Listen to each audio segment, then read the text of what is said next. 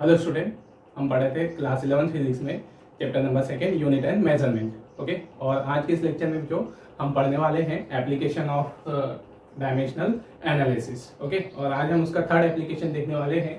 और third application है जो to test the correctness of a physical equation या फिजिकल एक्सप्रेशन। ठीक है, हमने यहाँ पर जो इससे पहले वाले लेक्चर्स में, प्रीवियस लेक्चर में इसकी दो एप्लीकेशन हम डिस्कस कर चुके हैं, to establish the relation between different physical quantities and to drive the unit of a physical quantities basis of dimensional analysis, है ना। आज हम थर्ड एप्लीकेशन देखेंगे और थर्ड एप्लीकेशन में हमको किसी फिजिकल इक्वेशन की वैलिडिटी टेस्ट करना है। तो मतलब एग्जांपल के लिए हमारे पास कोई फॉर्मूला दिया है, तो वो फॉर्मूला सही है या गलत है, या हम उससे टेस्ट कर सकते हैं on the basis of point of view of dimensions, है ना। नेक्स्ट देखिए जो, चलिए तो यहाँ पर जो हमें कैसे पता चलता है कि कोई फॉर्मूला कोई एक्सप्रेशन सही है या गलत है बेसिस ऑफ डायमेंशन।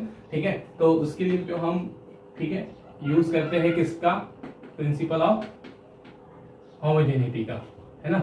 हमने इससे पहले जो प्रिंसिपल ऑफ होमोजेनिटी डिस्कस किया है प्रीवियस लेक्चर में, और प्रिंसिपल ऑफ होमोजेनिटी हमें क्या बोलता है जो कि हम केवल उन्हीं क्वांटिटीज को ऐड और सब्ट्रैक्ट कर सकते हैं जिनकी डायमेंशंस कैसी हो, सेम हो, है ना। डायमेंशन सेम हो मतलब हम लेंथ में लेंथ को ही ऐड कर सकते हैं, तो इससे जो क्वांटिटी मिलेगी वो भी लेंथ ही मिलेगी, है ना। हम लेंथ में से लेंथ को ही सब्ट्रैक्ट कर सकते हैं, तो जो क्वांटिटी मिलेगी वो भी लेंथ ही मिलेगी, इस तरह से जो, है ना।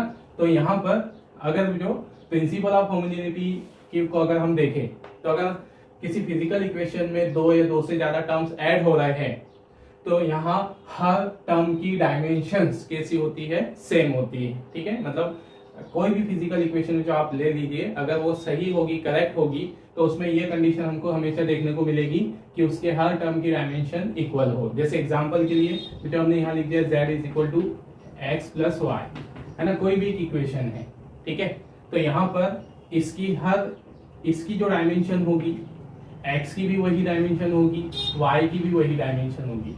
ठीक है, कितने भी टर्म्स हो सभी की डायमेंशन सेम होगी। जैसे एग्जांपल के लिए हम ये बोलते हैं v is equal to u plus 80, तो यहाँ इसकी डायमेंशन, इनकी डायमेंशन, तीनों की डायमेंशन सेम होगी, चाहे वो लेंथ में हो, मास में हो, किसी में भी हो। ओके, तो अगर जो हम कहें कि अगर किसी फिजिकल इक्वेशन में हमको ये कंडीशन दिख जाए कि सभी टर्म्स की डायमेंशन इक्वल हो, तो हम कहेंगे वो इक्वेशन हमारी करेक्ट है जो। और अगर इम्बैलेंस दिखती है, किसी की डायमेंशन अलग दिखती हो, किसी की अलग दिखती हो टर्म की, तो हम कहेंगे वो करेक्ट नहीं है ना। और इसी तरह जो अगर हम सिर्फ एक सिंपल इक्वेशन की बात करें, ऐसे इधर x और इधर y, तो ये इक्वेशन ट्रू और फॉल्स है, ये कैसे पता चलेगा, तो इधर भी तो इधर वाली की डायमेंशन मतलब LHS की डायमेंशन, ठीक है, RHS की डायमेंशन के इक्वल अगर होती है, तो हम कहेंगे कि वो इक्वेशन ट्रू है ना। ये किसके बेसिस पर वो बात करते हैं हम, principle of homogeneity of the dimensions analysis, है ना। चलिए, तो ये ध्यान रखिएगा जो किसी इक्वेशन की सही होने की पहचान क्या है,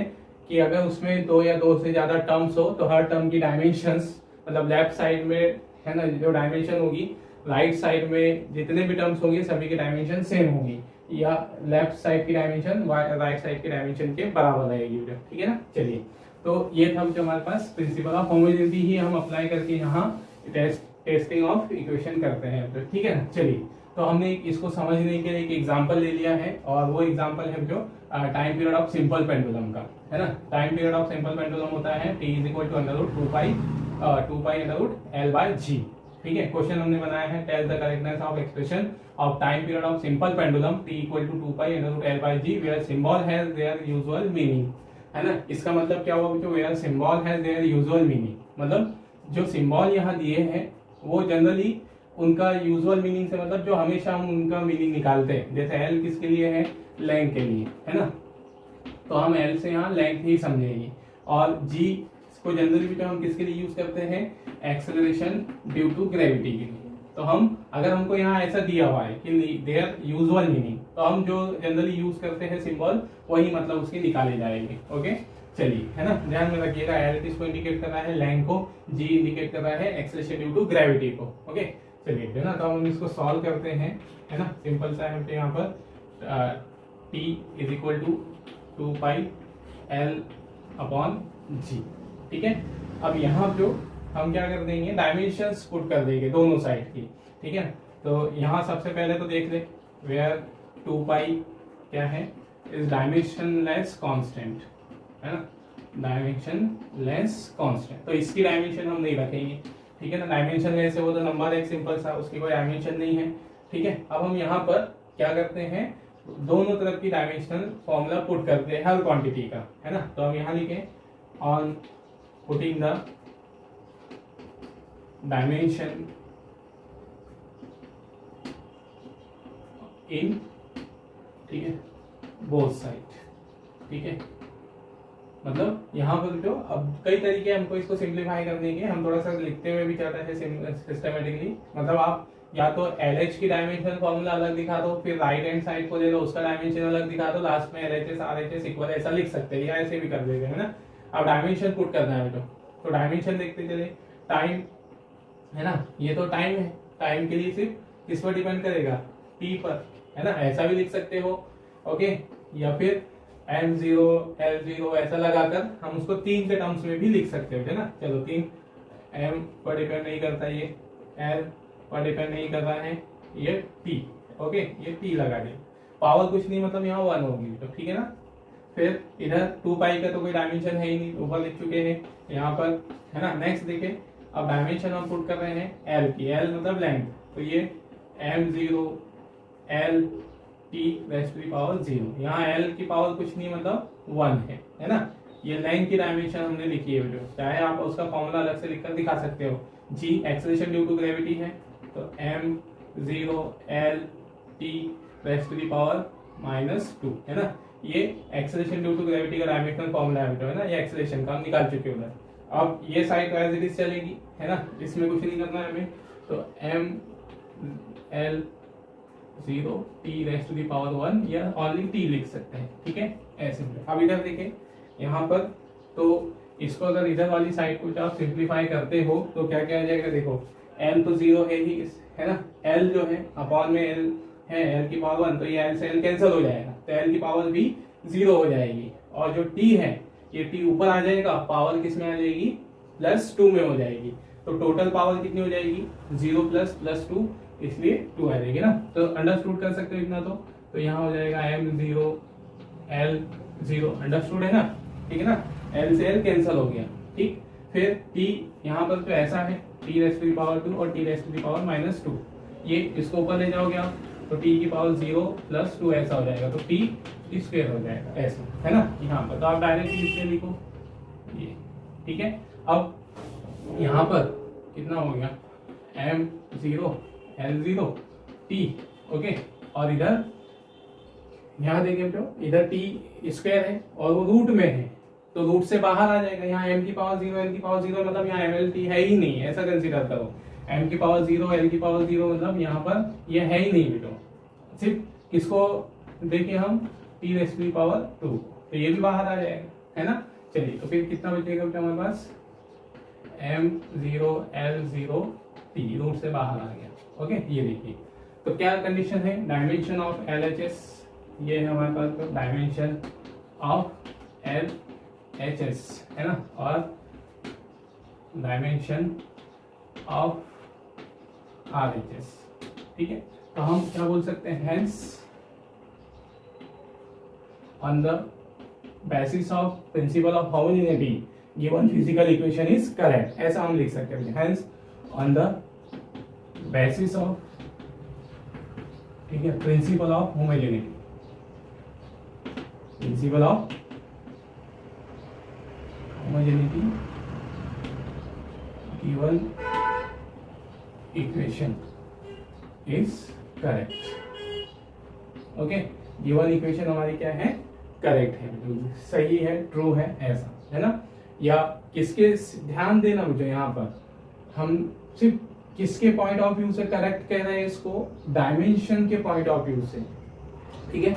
देखना मुझे, जैसे मान लो, ठीक है ना, इसकी डायमेंशनल एनालिसिस की भी तो कुछ लिमिटेशंस होती है, जैसे एग्जांपल के लिए समझना, अगर हमने यहाँ 2 पाई लिखा, अभी ये तो करेक्ट फॉर्मूला है, ये करेक्ट फॉर्मूला, लेकिन अगर मैं इसको ऐसा लिख देता, ठीक है, T इज इक्वल टू, ठीक है ना, 3 पाई T अपॉन G, ऐसा, तो भी ये फॉर्मूले को सही बोल देता, डायमेंशनल एनालिसिस के बेसिस पे हमको ये भी सही लगता। मतलब देखना, 3 पाई इसको तो डायमेंशन के बेसिस पे हम ऑब्टेन कर ही नहीं सकते इसकी वैल्यू क्या होगी, 2 पाई सही है या 3 पाई सही है। मतलब डायमेंशनल कांस्टेंट की वैल्यू को हम डायमेंशनल एनालिसिस से डिसाइड नहीं कर सकते। तो यहाँ 2 पाई होगा तो भी ये डायमेंशनल एनालिसिस उसे करेक्ट बताएगा, और अगर यहाँ 3 पाई है, जैसे मान लो ये 3 पाई हम लिख देते हैं, तो भी वो उसको करेक्ट बोलता। क्यों? क्योंकि इसकी डायमेंशन तो हमने कंपेयर की ही नहीं है ना। अब यहाँ पर देखें, अगर हम इसको d लिख देते हैं, यहाँ d मतलब डिस्टेंस लिख देते हैं, तो डिस्टेंस की डायमेंशन भी क्या ही होती है, l ही होती। ऊपर लेंथ लिखा है तो भी l है, नीचे लेंथ लिखा है तो भी, है ना, डिस्टेंस लिखा है तो भी डायमेंशन l होती। मतलब यहाँ पर हम इससे जो सिर्फ डायमेंशंस के बेसिस पे बात कर सकते हैं, हम ये नहीं बोल सकते कि वो फॉर्मूला करेक्ट है या ऐसे। अगर हम कहेंगे तो करेक्ट किसके बेसिस पे कहेंगे, correct on the basis of dimensions, dimension के पॉइंट ऑफ व्यू से, ठीक है। वो फिजिकली एग्जैक्ट है ये हम नहीं कह सकते, ठीक है ना। चलिए, तो ये ध्यान रखिएगा, तो ये उसकी लिमिटेशंस है ना। तो ये रहेगा उसका एक एग्जांपल, फिर एक एग्जांपल से हम इसको और समझ लेते हैं। पहले आप इतना नोट कीजिए, फिर हम सेकंड एग्जांपल उसका और देख लेते हैं। ओके, चलिए बेटे ना, अब हम इसका सेकंड एग्जांपल देखते हैं, to test the correctness of expression of second equation of motion, है ना। सेम प्रोसीजर है ये, तो सॉल्यूशन हम देखते हैं, ठीक है। जहां पर जो सिंबल है उसकी यूजुअल मीनिंग है, जो मतलब यूजुअल मीनिंग से मतलब यहाँ s इंडिकेट कर रहा है किसको, डिस्प्लेसमेंट को, ठीक है। u इंडिकेट कर रहा है इनिशियल वेलोसिटी को, ठीक है ना। और v t जो है वो इंडिकेट कर रहा है टाइम को, और a जो है वो इंडिकेट कर रहा है जो एक्सेलरेशन को, है ना। ये सब ठीक है ना। चलिए, तो नेक्स्ट देखते हैं, जब हम उसको सॉल्व करते हैं, s is equal to u t plus half a t square, ठीक है। यहाँ वेयर 1/2 इज ए डायमेंशनलेस, ठीक है ना, डायमेंशनलेस कांस्टेंट, ठीक है। तो इसकी कोई डायमेंशन नहीं होगी। फिर नेक्स्ट हम यहाँ क्या कर रहे हैं, on putting the dimensions of each terms in both sides, ठीक है ना। सभी साइड में हम उसके डायमेंशन पुट कर रहे हैं या डायमेंशनल फॉर्मूला पुट कर रहे हैं। तो डायरेक्ट पुट अप कर सकते हो, तो देखो यहाँ से s जो है किसको इंडिकेट कर रहा है, डिस्प्लेसमेंट। डिस्प्लेसमेंट मतलब लेंथ, एक तरह की डिस्टेंस होगी, लेंथ होगी, तो ये हो जाएगा m0 l t raise to the power 0, है ना। l हो गया, l की पावर तो नहीं लगी, मतलब 1 है। इधर u इंडिकेट कर रही है इनिशियल वेलोसिटी को, तो वेलोसिटी का डायमेंशनल फॉर्मूला में पता है m0 l t raise to the power -1, ठीक है ना। ये तो फिर मल्टीप्लाई में कौन है उसके साथ, t, है ना, t है ये, ओके। t की पावर यहाँ कुछ नहीं, मतलब 1 है, ओके। फिर इधर हाफ का तो डायमेंशनल कांस्टेंट है, एक्सेलरेशन का डायमेंशन पुट करेंगे m0 l, है ना, t raise to the power -2, ठीक है। फिर t स्क्वायर है मल्टीप्लाई में, तो t स्क्वायर है तो ये t की पावर 2 हो जाएगी, ठीक है ना। चलिए, अब इनको मल्टीप्लाई सब करके लिख देते हैं, तो m raise to the power 0 l t raise to the power 0, इधर क्या बचेगा, है ना, मल्टीप्लाई करके लिखना है, तो m की power 0 l as it is रहेगा। तो इधर अब ये देखिए, तो यहाँ मल्टीप्लाई होगा, t की पावर यहाँ -1 है और यहाँ t की पावर +1 है, तो t की पावर -1 और +1 ऐड हो जाएगी, है ना, पावर ऐड हो जाएगी, तो t की पावर 0 बचेगी, है ना। प्लस यहाँ पर देखिए तो कितना होगा, m0 l, ठीक है, और t raise to the power, अब यहाँ देखो -2 और ये +2, तो -2 +2 ऐड हो जाएगी तो 0 हो जाएगा, ठीक है ना। इस तरह से जो हम क्या बोल सकते हैं, इन ईच टर्म डायमेंशन कैसी है, सेम है। देख सकते हैं कितने टर्म्स है, इधर 2 टर्म्स, तो इधर दोनों टर्म्स की डायमेंशन इधर में सबकी डायमेंशन के सेम है। अब इसको भी हम ऐसा भी लिख सकते हैं, ठीक है ना, m l t raise to the power 2, ठीक है। अब अगर मान लो इधर आप ऐड करके भी लिखते हो इन दोनों को, है ना, जैसे सेम टर्म है ना, तो डबल हो जाएगा, ट्वाइस हो जाएगा, ये 2 लिख दिया हमने यहाँ पर, m0 l t raise to the power 0, ठीक है। तो अब यहाँ डायमेंशन जो t है और 2 जो है वो डायमेंशनल लेस है ना, क्या है, where 2 is dimensionless constant। Okay, तो ये आगे बच्चे हमारे पास m के डायमेंशन को लेके हम, तो ये रहेगा m0 l t⁻0। देख सकते हो जो दोनों टर्म्स की डायमेंशन सेम है, मतलब आप यहाँ पर भी रोक सकते थे इसको, ये भी हमारा प्रिंसिपल ऑफ होमोजेनिटी है कि ईच टर्म की डायमेंशन सेम होगी, तो इसके बेसिस पे आप करेक्ट लिख सकते थे। हमने थोड़ा आगे एक्सटेंड किया है ना, तो यहाँ पर इस बेसिस पर भी हम उसको क्या बोल सकते हैं, करेक्ट कह सकते हैं, तो ठीक है। हेंस इन बोथ साइड, या ऐसा लिख दो, dimension of LHS is equal to dimension of RHS, ठीक है। हेंस मतलब point of view of dimension, सिर्फ डायमेंशन के बेस पे बात करते हैं हम करेक्ट, हम कॉन्सेप्ट के बेस पे ट्रू और फॉल्स नहीं पता कर सकते, है ना। जैसे अभी मैंने बताया था ये t is equal to 2π√L/g, तो कॉन्सेप्ट तो जो हमें यहाँ बोलती है कि यहाँ जो कांस्टेंट है वो 2π है और ये ऊपर L है, लेकिन डायमेंशन के बेस पर हम यहाँ 4π भी लिख दे, है ना, यहाँ d भी लिख दे, g भी लिख दे, तो वो इसको भी करेक्ट और इसको भी करेक्ट बताएगा, लेकिन कॉन्सेप्चुअली करेक्ट ये है, तो है ना, हम correctness on the basis of dimension ही बोल सकते हैं ना। कॉन्सेप्चुअली करेक्टनेस है या नहीं है इक्वेशन में, ये हम इससे बता नहीं सकते, है ना। चलिए इतनी बात ध्यान में रखिएगा जो, ठीक है ना। तो इसको समझने के लिए जो दो ही एग्जांपल बहुत है, मतलब इस वाले है ना एप्लीकेशन को सिंपल सा जो दोनों तरफ की डायमेंशन पुट अप करो, है ना, सेम आती है तो आप बोलोगे करेक्ट है, अगर सेम नहीं आती है तो आप कहोगे डायमेंशनली इनकरेक्ट है ना। चलिए नोट कीजिए जैसे, चलिए मुझे ना इसका नेक्स्ट एप्लीकेशन देखते हैं, to convert a unit from one system to another system, ठीक है। तो यहाँ पर देखना चाहिए, उसके लिए हम एक फॉर्मूला बनाएंगे, तो समझना कि यहाँ पर जैसे हमारे पास कोई फिजिकल क्वांटिटी है ना, फिजिकल क्वांटिटी का जो फॉर्मेट है क्या होता है, हमने पहले समझाया बच्चों कि किसी फिजिकल क्वांटिटी को अगर हमें रिप्रेजेंट करना हो तो हमें दो चीजें चाहिए होती है, एक तो न्यूमेरिकल वैल्यू और यूनिट, है ना। ये हमारा फिजिकल क्वांटिटी का फॉर्मेट है, ठीक है। जैसे एग्जांपल के लिए हमको मास बताना हो तो मास हम कैसे बताएंगे बच्चे, यहाँ पर 50 kg, है ना, मतलब हमने दो वैल्यू यहाँ यूज की है, न्यूमेरिकल वैल्यू, दो बातें यूज की है, न्यूमेरिकल वैल्यू और यूनिट, और ये हमारी फिजिकल क्वांटिटी है ना। तो ये हमारी फिजिकल क्वांटिटी का फॉर्मेट है, ठीक है। अब देखना मुझे यहाँ पर कि अगर हम फिजिकल क्वांटिटी को किसी भी यूनिट सिस्टम में बता सकते हैं, जैसे मास को जो हम SI में, CGS में, FPS में किसी में भी कन्वर्ट कर सकते हैं, तो है ना। तो जब हम एक सिस्टम से दूसरे सिस्टम में कन्वर्ट करेंगे तो क्या चेंज आएगा, जैसे एग्जांपल के लिए जो हमारे पास क्या है, लेंथ हमको दी है ना, जैसे हम लेंथ की बात करें तो लेंथ हमको यहाँ गिवन है 1 मीटर, तो ये किस में गिवन है, SI यूनिट में है ना।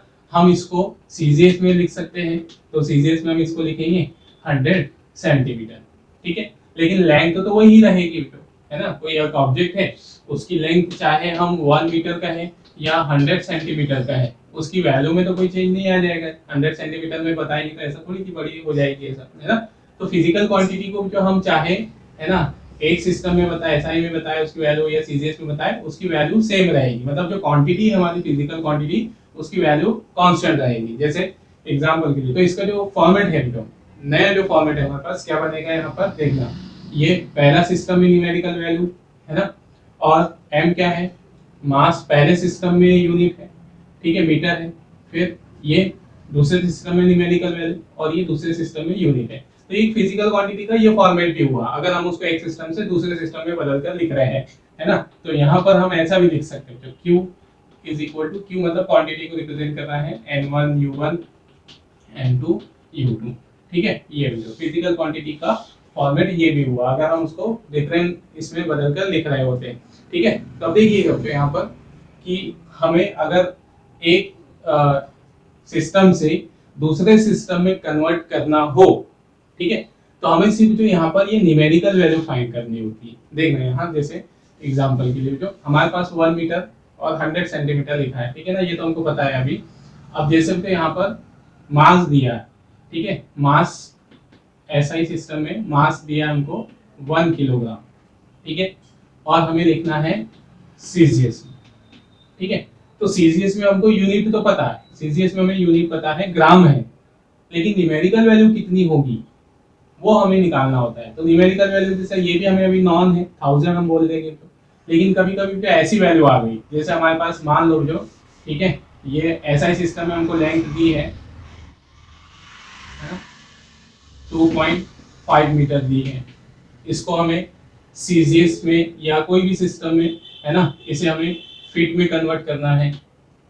तो हमें यूनिट तो मालूम है, हमको बोल दिया गया है कि मीटर से फीट में बदलो, है ना। तो फिर इसके लिए यहाँ न्यूमेरिकल वैल्यू क्या होगी, हमें यही सोचना पड़ता है, यही निकालना पड़ता है। मतलब हमें सीधे सीधे कहे तो हमें सेकेंड सिस्टम में न्यूमेरिकल वैल्यू के लिए है ना फाइंड करनी होती है। क्या फाइंड करना होता है, फर्स्ट सिस्टम तो हमको दिया होगा, एग्जांपल के लिए हमको फर्स्ट सिस्टम दिया है और हमें दूसरे में कन्वर्ट करना है। तो दूसरे में कन्वर्ट करने के लिए हमको सिर्फ क्या जानना होता है, न्यूमेरिकल वैल्यू। मतलब हम सेकेंड सिस्टम में न्यूमेरिकल वैल्यू का ही फॉर्मूला बनाएंगे। मतलब फॉर्मूला किसके लिए बनाएंगे हम, सेकेंड सिस्टम में न्यूमेरिकल वैल्यू का। यूनिट तो हमको बोल दिया गया है, जैसे सेंटीमीटर है कि एक लंबाई है हमारे पास, है ना, हमारे पास जो यहाँ क्या है 20 kg है, ठीक है, इसको मिलीग्राम में बदलो, है ना। मतलब यूनिट दे दी गई हमको, केजी से मिलीग्राम में बदलना है, बस ये न्यूमेरिकल वैल्यू नहीं दी है। तो फिर इसके लिए हमको फॉर्मूला बनाना होता है, ठीक है। तो हम ये फॉर्मूला किसके लिए बनाएंगे, N2 के लिए, ठीक है। तो अब देखना, पहले हम इसको थोड़ा सा एक्सटेंड करते हैं। तो यहाँ पर N1 क्या है, numerical value in first system, U1 क्या है, ठीक है, यूनिट इन फर्स्ट सिस्टम, है ना। तो यहाँ पर देखते चले, अब पहले तो मैं ये लिख देता हूँ, N1 क्या है हमारे पास, न्यूमेरिकल वैल्यू, फिर फॉर्मूला भी हम निकालेंगे, वैल्यू इन फर्स्ट सिस्टम, ठीक है। फिर सेकेंड है तो यहाँ पर अब U1 क्या होगी, फंडामेंटल यूनिट होगी, है ना। U1 मान लो तो यहाँ पर, या फंडामेंटल यूनिट क्या होती है, M1 L1, है ना, T1। मतलब यहाँ पर हम फंडामेंटल यूनिट्स को, फर्स्ट सिस्टम में जो फंडामेंटल यूनिट्स होगी, जैसे मास की यूनिट, लेंथ की यूनिट, टाइम की यूनिट, उनको M1 L1 और T1 से शो कर देते हैं। यूनिट जनरली जो मास, लेंथ, टाइम, इसके टर्म में ही हम बताएंगे। तो पहले सिस्टम में जो यूनिट होगी मास के टर्म में, लेंथ के टर्म में और T1, है ना, मतलब टाइम के। तो ये क्या होगी हमारे पास, इसको आप बोल सकते हो, है ना, फंडामेंटल यूनिट्स, ठीक है, या डायमेंशन भी बोल सकते हो, डायमेंशन इन फर्स्ट सिस्टम। क्या हो गई ये, फर्स्ट सिस्टम में डायमेंशन, ओके।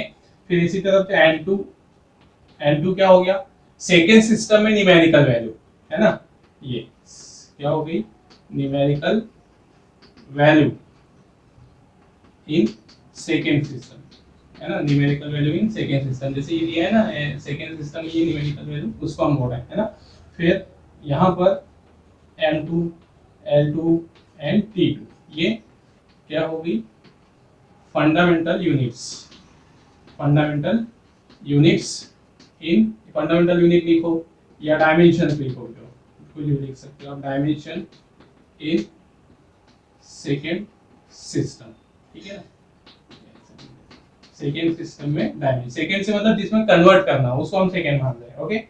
अब यहाँ पर जो यूनिट्स की कुछ पावर होगी, है ना, ठीक है। जैसे मान लो यहाँ पर हम किसकी बात कर रहे हैं, एरिया की, एरिया लिखा हमने यहाँ पर, एरिया लिखा 1 मीटर स्क्वायर, ओके। तो फिर इधर उसकी यूनिट सेंटीमीटर में अगर हम बता रहे हैं तो सेंटीमीटर स्क्वायर आएगा। मतलब यूनिट भी, पावर तो होगी कुछ ना कुछ, अगर यूनिट है तो यूनिट्स की पावर भी हो सकती है, मतलब डायमेंशन भी होगी।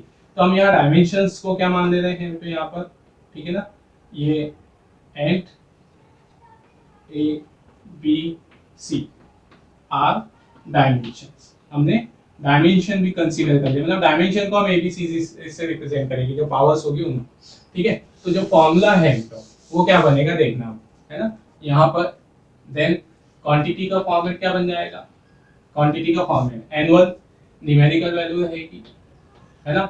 U1 क्या है, fundamental unit in first system. तो फंडामेंटल यूनिट को हमने किससे दिखाया है, मास के टर्म में होगी, है ना, लेंथ के टर्म में होगी, टाइम के टर्म में होगी, और उनकी कुछ ना कुछ पावर्स होगी। तो पावर्स, है ना, क्या लगा दिया, A B C, है ना। फिर इधर N2, ये वाला N2, तो कितना होगा N2, इधर fundamental unit M2, L2 and T2 है ना, ये फंडामेंटल यूनिट और इनकी भी पावर होगी, तो पावर तो सेम रहना है। अब सिस्टम बदले तो कुछ नहीं हो, जैसे मान लो इधर एरिया की यूनिट क्या है, एरिया की यूनिट ऐसा यूनिट है मीटर स्क्वायर, इधर सीजीएस में क्या होगी सेंटीमीटर स्क्वायर है ना, तो डायमेंशन तो स्क्वायर ही है, 2 ही है, मतलब आप यूनिट बदलते हो तो डायमेंशन चेंज नहीं होगी, तो इसलिए हम इधर भी डायमेंशन ए बी और सी ये ही रहेगी। ठीक है, चलिए तो ये हमारे पास डायमेंशन के बेसिस पर है ना फॉर्मेट बन गया जो फिजिकल क्वांटिटी का। ठीक है ना, अब हम यहाँ से n2 के लिए फॉर्मूला बनाना है, then n2 is the numerical value in second system, यही फॉर्मूला हमारा यूजफुल है जो। तो n2 को देखो, अब इधर ट्रांसपोज करोगे, इधर मल्टीप्लाई में n1 रहेगा, ट्रांसपोज करोगे तो m2 अपॉन में आ जाएगा, इधर m1 अपॉन m2 है ना, डायरेक्ट लिख लो, m1 के अपॉन में m1 को लिखेंगे, मास के अपॉन में मास को, और उन दोनों की डायमेंशन कॉमन है a है ना, फिर इधर L1 के अपॉन में L2 आ जाएगा। ठीक है ना, फिर दोनों की पावर कॉमन है b, फिर इधर T1 डिवाइडेड बाय T2, दोनों की पावर कॉमन है c। तो ये हमारा रिक्वायर्ड फॉर्मूला रहेगा to find the numerical value in second system है ना, मतलब जब हम कन्वर्जन करते हो, एक सिस्टम से दूसरे सिस्टम में कन्वर्जन करते हैं तो हमें सिर्फ दूसरे सेकंड सिस्टम में न्यूमेरिकल वैल्यू ही फाइंड करनी होती है, तो न्यूमेरिकल वैल्यू के लिए हमने ये फॉर्मूला बनाया है ना। तो आप ये फॉर्मूले को नोट कीजिए, फिर इसको नोट कीजिए, फिर ये एग्जांपल से जो समझ में आ जाएगा कि क्या तरीका है ना। अभी शायद कंफ्यूज हो रहे होंगे कि क्या लिख दिया है कैसे, लेकिन जब हम इसका एग्जांपल समझते हैं तो आपको क्लियर हो जाएगा ये क्या क्या है। ठीक, चलिए इतने का स्क्रीनशॉट लीजिए, फिर हम आगे बढ़ते हैं। ओके,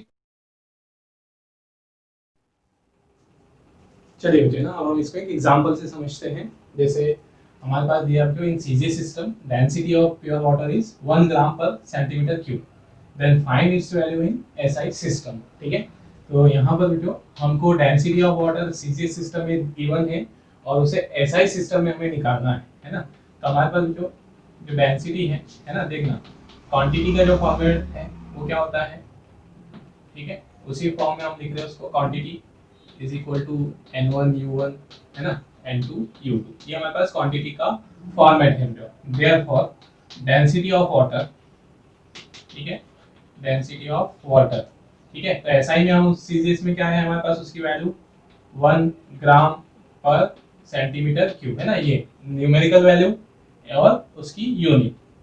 ठीक है ना, फिर नेक्स्ट जो इधर n2, ठीक है, तो अगर हम उसे सीजीएस में कन्वर्ट करना, एसआई में कन्वर्ट करना चाह रहे हैं तो एसआई में हमें पता है ग्राम को हम किस में मेजर करेंगे, किलोग्राम में, और सेंटीमीटर को हम मेजर करेंगे मीटर क्यूब में है ना, तो ये हो जाएगा। अब जो न्यूमेरिकल वैल्यू है वो कितनी होगी है ना, यूनिट तो हमने इसको देखकर लिख दी, ग्राम से केजी, सेंटीमीटर से मीटर लिख दिया, लेकिन न्यूमेरिकल वैल्यू क्या होगी, तो न्यूमेरिकल वैल्यू को अभी हम n2 से ही दिखाते हुए चल रहे हैं, अभी हमको न्यूमेरिकल वैल्यू नहीं मालूम, वो हम फॉर्मूले से ही निकालते हैं है ना।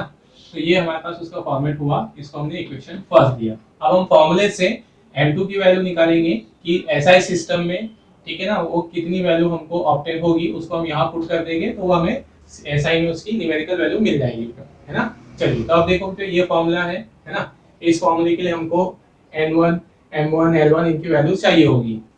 ठीक है, तो सबसे पहले हम उनकी डायमेंशन निकालेंगे, देखना क्या क्या लगेगा हमको इस फॉर्मूले के लिए, एबीसी आर द डायमेंशंस। तो डायमेंशन हमको चाहिए होगी, मास की डायमेंशन, लेंथ की डायमेंशन और टाइम की डायमेंशन। तो ये डायमेंशंस हमको कहां से निकालना पड़ेगा बेटा, since dimensional formula of density, ठीक है ना, डायमेंशनल फॉर्मूले से मिल जाएगा, डायमेंशनल फॉर्मूला ऑफ डेंसिटी। तो डायमेंशनल फॉर्मूला ऑफ डेंसिटी कितना है, फॉर्मूला हमारे पास, डायमेंशनल फॉर्मूला हमें पता है m raised to the power 1 l raised to the power -3 t raised to the power 0, ये डायमेंशनल फॉर्मूला है। ओके ना, तो अब देखो यहाँ से ये मास की डेंसिटी में, डेंसिटी के फॉर्मूले में मास की डायमेंशन 1 होती है ना, लेंथ की -3 और t की 0। तो इस बेसिस पर हम देयरफॉर डायमेंशंस, ठीक है, ठीक है, क्या हो गई हमारे पास डायमेंशन, जो हमने मास की डायमेंशन ए से बताई है, लेंथ की बी से, तो हमको ए बी सी की वैल्यू मिल गई है ना। तो क्या हो गई यहाँ पर dimensions are a equal to 1, b equal to -3 और सी इक्वल टू 0 है ना। जो टाइम की डायमेंशन है सी वो यहाँ से किसके इक्वलेंट आ गई, 0 के। ठीक है ना, सिंपल सा बच्चों। मतलब सबसे पहले तो आप क्या निकाल लो, डायमेंशन निकाल लो, है ना, डायमेंशन निकाल लो डायमेंशनल फॉर्मूले से। अब ये सब वैल्यूज जो हम देखना है यहाँ पर, है ना, से इन फर्स्ट सिस्टम, जो सिस्टम हमें गिवन है इन फर्स्ट सिस्टम। ओके, तो फर्स्ट सिस्टम से मतलब हमारा कौन सा सिस्टम है, सीजीएस सिस्टम। ठीक है ना। तो नेक्स्ट जो n1 कितना है, ये गिवन है हमको 1, न्यूमेरिकल वैल्यू फर्स्ट सिस्टम में कितनी गिवन है, 1 है ना। और m1 मतलब मास की फंडामेंटल यूनिट, मास की फंडामेंटल यूनिट किसमें है, ग्राम में। तो हम इसकी वैल्यू जो 1 ग्राम लेके चलेंगे, 1 लेकर चलो 1 ग्राम, है ना। फिर इसी तरह से L1 जो कितना आ जाएगा, लेंथ की यूनिट। तो लेंथ को हम किस में मेजर करते हैं, इसमें सेंटीमीटर में, तो हम इसको 1 सेंटीमीटर लेकर चलेंगे। अब टाइम, है ना, एंड टाइम तो इस पे है ही नहीं, ये डेंसिटी टाइम पर डिपेंड नहीं करती है, लेकिन फिर भी हम यहाँ 1 सेकेंड लेकर चलेंगे। मतलब सीजीएस सिस्टम में, सीजीएस में मास को हम ग्राम में मेजर करते हैं, लेंथ को सेंटीमीटर में, टाइम को सेकंड में। तो सबको 1 1 1 1 ले लेना है यहाँ पे। ठीक है, चाहे फॉर्मूले में वो आ रहा हो या नहीं आ रहा हो। ठीक है ना, जैसे यहाँ टाइम फॉर्मूले में नहीं था, फिर भी हमने 1 सेकंड लिया। फिर इसी तरह से जो इन सेकेंड सिस्टम, ठीक है, सेकेंड सिस्टम, और चलो वर्ड में ही लिख लो इसको भी, सेकेंड सिस्टम, है ना, एसआई सिस्टम, जिसमें हमें फाइंड करना है। ठीक है, तो n2 ये फाइंड करना है, m1 कितना आ जाएगा इसमें। तो एसआई सिस्टम में मास को हम मीटर में मेजर करते हैं, तो यहाँ 1 मीटर लिख देंगे। ठीक है, लेंथ को, सॉरी, मास को हम केजी में मेजर करते हैं, है ना, और लेंथ को ये L2 है ना, सेकेंड सिस्टम ये m2 L2 ऐसा।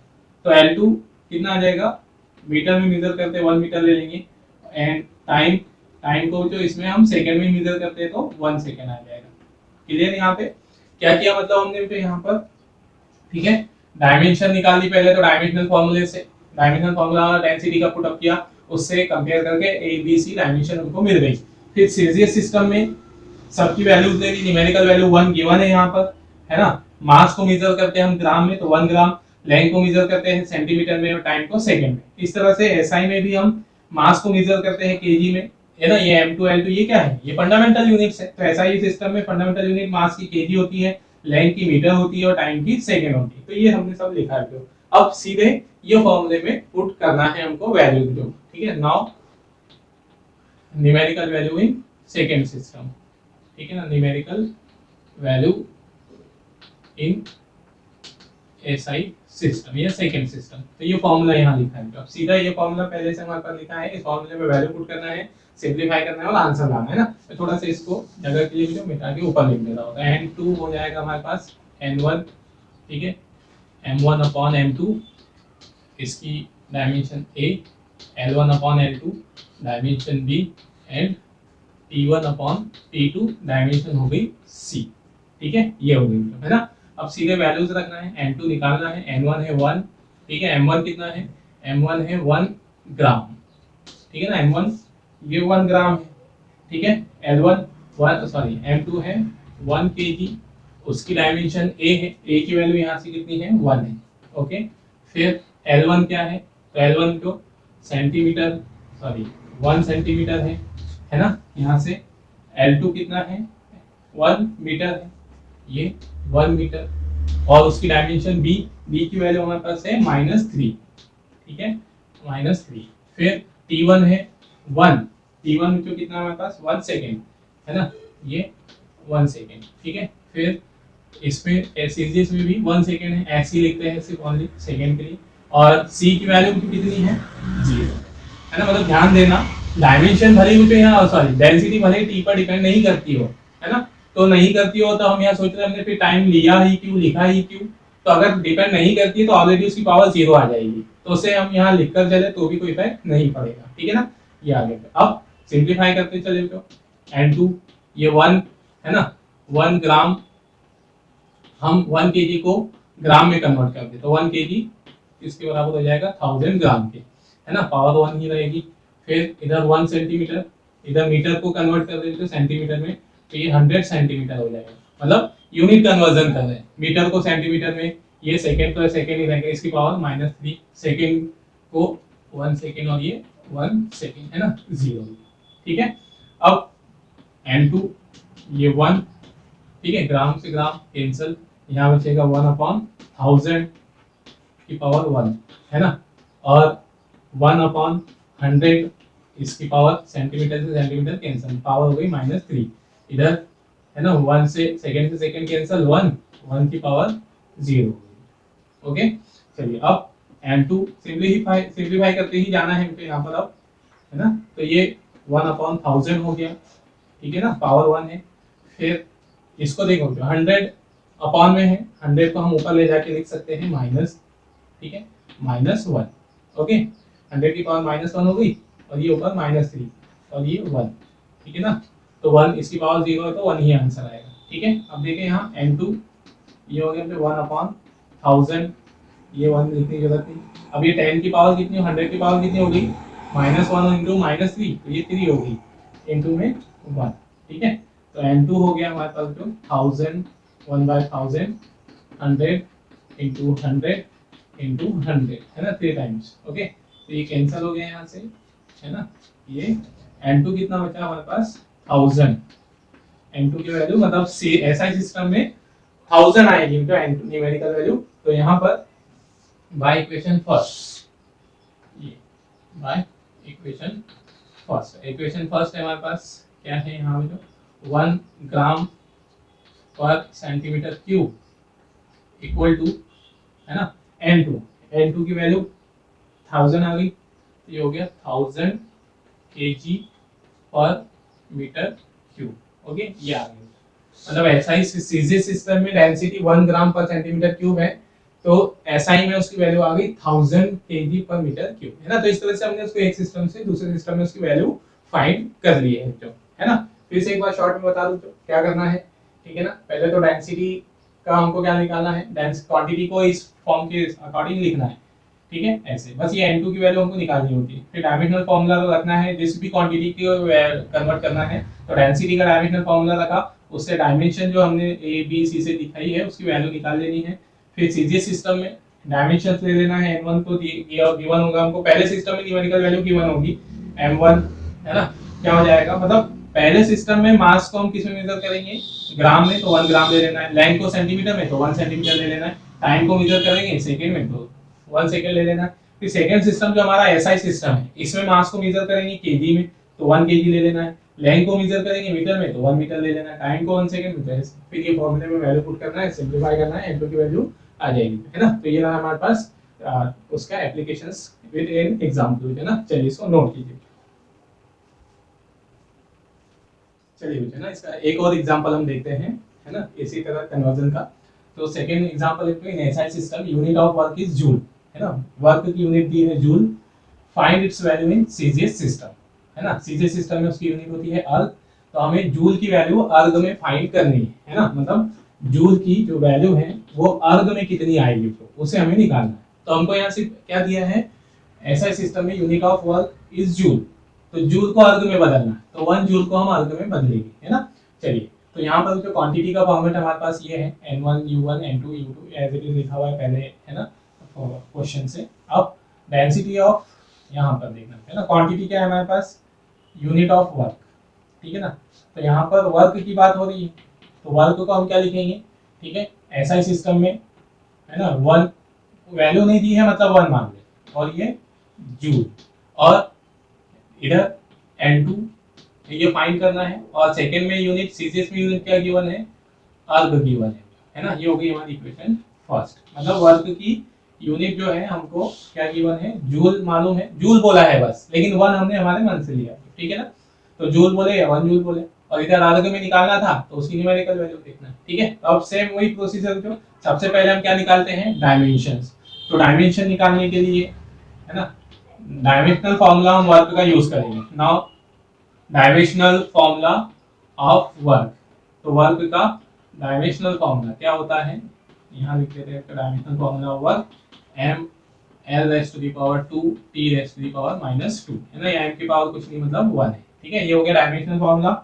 नाउ डायमेंशंस, ठीक है, now dimension of mass and, ये सब हम ऐसा पूरा लिखना है तो लिख सकते हो, now dimension of mass length and time, है ना, of mass length and time, ठीक है, क्या हो जाएगी, ए की डायमेंशन को हमने किससे बताया आपको, ए बी और सी से। तो ए की वैल्यू आ गई यहाँ पर 1 है ना। लाइन की डायमेंशन को हमने फॉर्मूले में बी से दिखाया है, तो हम यहाँ बी की वैल्यू क्या लिख देंगे 2, और सी की वैल्यू जो टी की डायमेंशन को सी से बताया है, तो सी की वैल्यू होगी -2। ये आ गई हमारे पास डायमेंशन। ओके, अब इसके बाद जो है ना, now in first unit system, in first unit system, ठीक है ना, यूनिट सिस्टम। तो फर्स्ट यूनिट सिस्टम कौन है हमारा, एसआई सिस्टम जो है ना, या शॉर्ट में हम ब्रैकेट में लिख भी देते हैं।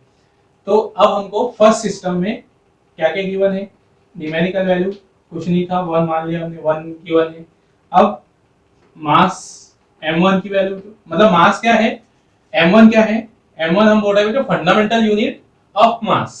तो fundamental of unit of mass in SI system क्या होती है। अब आप सोचोगे यहाँ तो कुछ दिया ही नहीं है, केजी ना मीटर ना सेंटीमीटर, तो फिर हम कैसे लिख दे, तो इसको देखना ही नहीं है हमको सिर्फ ये याद रखना है कि फर्स्ट सिस्टम एसआई सिस्टम है।